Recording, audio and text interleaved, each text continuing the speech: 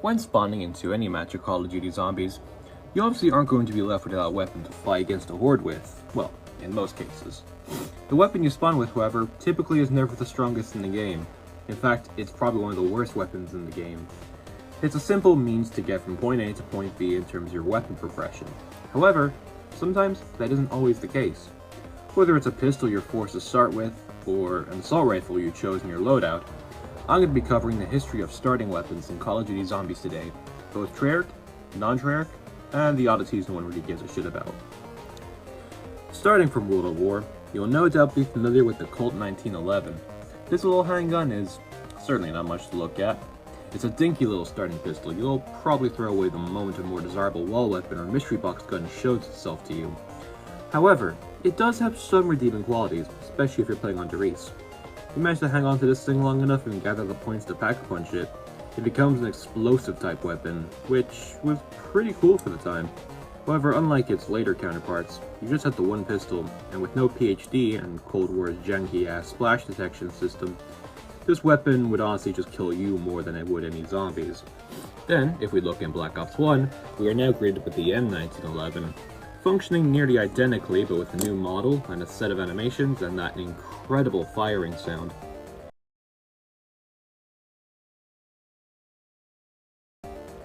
Unlike its World of War version, this pistol when pack-a-punch becomes an akimbo pair of explosive pistols, and this, in combination with PhD Flopper on later DLC maps, makes these an incredibly deadly pair that most players will hold on into the 30s. One factor I thought would be interesting enough to mention was the mobile version of Black Ops Zombies, as that game negates a lot of features, one of those features being dual-wield weapons. So, with that being said, the Mustang and Sally does not exist in the game. You can still pack-a-punch in 1911, but it just becomes single-handed, and your ammo capacity is doubled to account for the lost second pistol. Just a bit of an oddity I thought I'd mention before we moved on. Black Ops 2 brings back the exact same M1911 pistol with nearly the exact same features and gimmicks, with the relative exception of a new look and animations. But with the absence of PhD Flopper for most of the maps in Black Ops 2, the Mustang and Sally combo for pack-a-punching it becomes far less viable without it. However, Black Ops 2 would soon change the starting pistol game and introduced a brand new pistol into the fray. The Mauser C96 was introduced on the final DLC map for Black Ops 2, Origins. While functionally, it was the exact same as the 1911, just with a new pistol replacing it, Pack-a-Punch was a different story, as it gave you the Boomhilda. This pistol basically was like a handheld ray gun Mark II. It was incredibly powerful against even the strongest enemies like the Panzer. This pistol would return on the Black Ops 3 Chronicles remake of Origins. However, there's actually a bit of unique trivia about this pistol. In Black Ops 2, you can acquire it from dig sites. So, say you had the Boomhilda, the pack-a-punch Mauser, and you went to a dig site and you got another Mauser. At first you may think you receive ammo from this drop, but actually it just straight replaces your pistol with the inferior version. However, in Black Ops 3 they did fix this, which I just thought was a cool piece of trivia. With the franchise now firmly in the grasp of Jason Blundell by this point, Black Ops 3 will continue the legacy of introducing new starting pistols.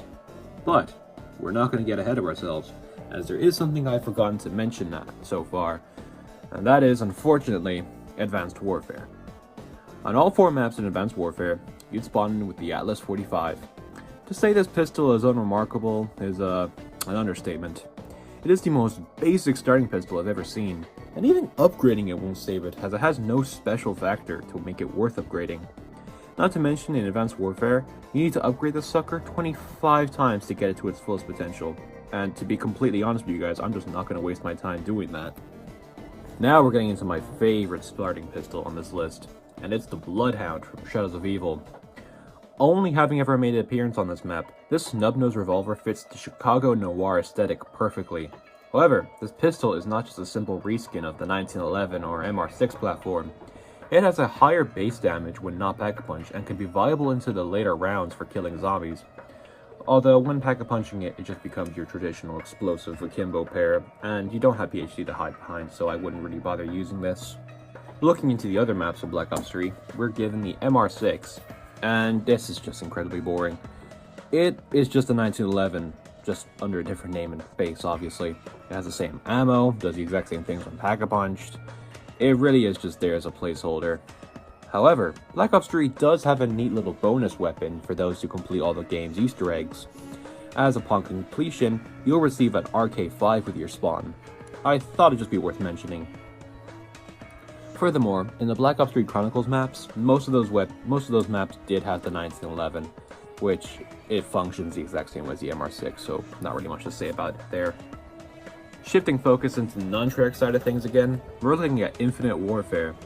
In most of the maps, you'll be greeted with the Kendall 44. This is just the most basic pistol to ever pistol. It literally does not look different at all. However, what makes this unique compared to the other weapons so far is that you could actually customize it using the weapon kits mechanic. Now yes, in Black Ops 3 you could also do the same for the MR6, but that was only done via glitches and wasn't baked into the actual game itself. The Kendall 44, however, did have that feature baked in, which allowed players to personalize the pistol to their liking. Furthermore, pack-a-punching it just gives you the baby's breath, a single-handed explosive pistol which you can most commonly see used in Easter egg runs. However, upon double pack-a-punching it, you do get the akimbo factor, which is a pretty neat reward for players who go through the process of getting the double pack-a-punch. However, Infinite Warfare did get creative with its starting weapons, and there was some variation. Raven the Redwoods took away the starting pistol, just keeping players spawned in with their bare hands as they have to go around the huts they spawn in looking for 4 melee weapons. These melee weapons consist of the machete, the double-sided axe, a baseball bat, and a golf club. All of them functionally do the exact same stuff, they all just look different. Although, one thing I find out is they don't actually give you any melee kill points. Killing them is like just killing the zombies with a gun, which just is a complete disadvantage, and you'd be better off just buying a wall gun and knifing them normally. And in case you're curious, yes, you can pack-a-punch them, and they do some incredible damage when you pack-a-punch them. Infinity Ward kept it fairly standard with the Kendall 44 for its next 2 maps. However, in its final DLC map, Beast from Beyond, players would spawn in with an OSA assault rifle. That seems a bit like overkill. But then you realize that you're stuck in literal hell, as you're surrounded by cryptids, and finding them with literally any other weapon would have been impossible. Even then, with the assault rifle, it is impossible. This is just a regular assault rifle you can get anywhere else though, it's really nothing special. It's literally just a bone that Infinity Ward threw you, so you wouldn't just die to the cryptids every time. One more weapon that I have to mention in Infinite Warfare. If you're bold enough to do the Director's Cut Easter egg, and you spawn into Zombies in Spaceland as Willard Wyler, you spawn in with the Dagger, a special melee weapon which one hit kills zombies into the higher rounds and provides a speed boost, making it incredibly useful for speedruns. However, it's definitely one of the best starting weapons out there just for that damage potential alone. Now getting into the infinitely more depressing World War II zombies, this game would formally introduce the feature of choosing a loadout before spawning into a zombies game. The weapons the player can choose from are limited to mostly pistols, bolt-action rifles, and double-barreled shotguns, but this feature clearly laid the groundwork for the future of zombies from there on out. And in case you're wondering, yes, the 1911 is in the game, and it does become akimbo and explosive when you pack-a-punch it. However, World War II zombies also introduced a dedicated melee weapon in the form of the shovel, which allowed players to seek some extra rewards by doing special kills on zombies, so that's pretty cool considering what we have now. Now, let's see what Treyarch are up to, and... Jesus Christ. So, Black Ops 4.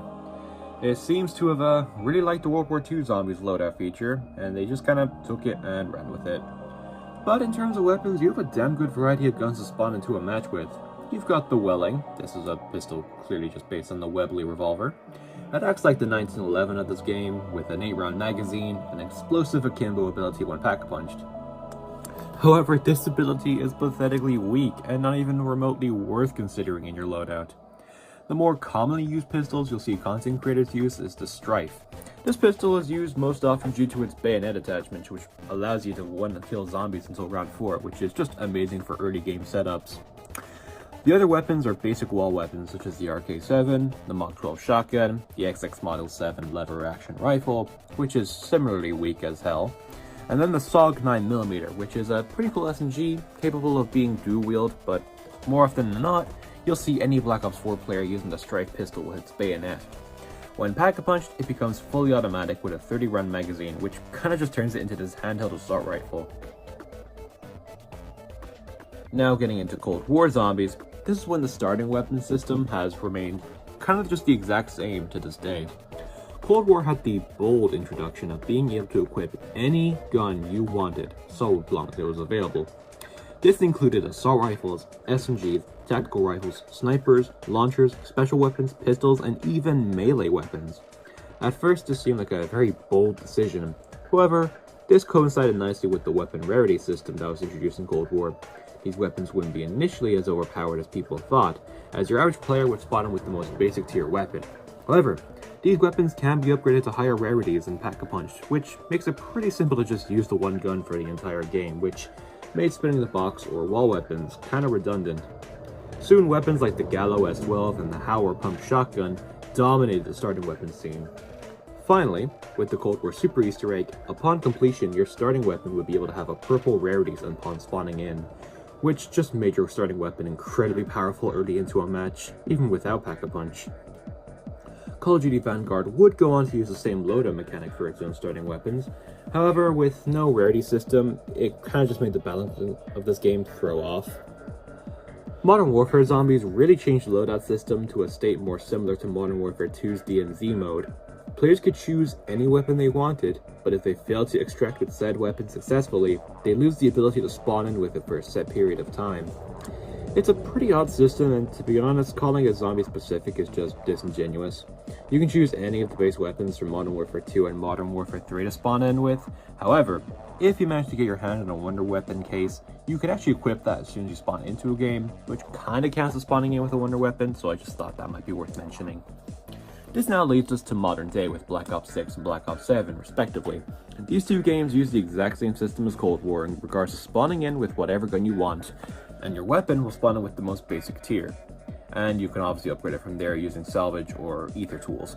However, players can also choose a dedicated melee weapon slot, which can lead to some fun possibilities like the ballistic knife in Black Ops 7 or the skateboard in Black Ops 6. Now, to really scrape the bottom of the starting weapon barrel here, there are some things I'm just going to bring up. First of all, Black Ops 7 Curse Mode does have players spawning with the Jaeger 45 pistol. This is just your regular run-of-the-mill pistol. However, when upgraded, it gives a more shotgun-like effect as opposed to the traditional explosive one we're used to. Then, scraping the absolute bottom of the Zombies barrel, we have Call of Duty Mobile. Why yes, it does have a Zombies mode, and it's really weird. But I'm just going to leave that topic for another video entirely. We're here to look at the starting weapon, which is just a basic 1911 pistol. Upgrading it does literally nothing special, it just becomes of a higher damage, and that's just kinda it. I do wish I had more to say. And that's kind of a brief history of all the starting weapons in Call of Duty Zombies. Now, I did consider including Extinction, but that doesn't count as a Zombies mode, so I'm just not going to. Now, as I stated earlier, my favorite of these is definitely the Bloodhound, but I will say, the Mauser has the much cooler Pack-a-Punch effect. I found this video to be quite interesting to both research and gather footage for, as I found myself doing stuff with weapons I don't typically do, such as Pack-a-Punch starting weapons I never had before. And if you found this video interesting, why don't you like the video and subscribe for me? This was Moss from Moss Shoots Zombies, and have a great day.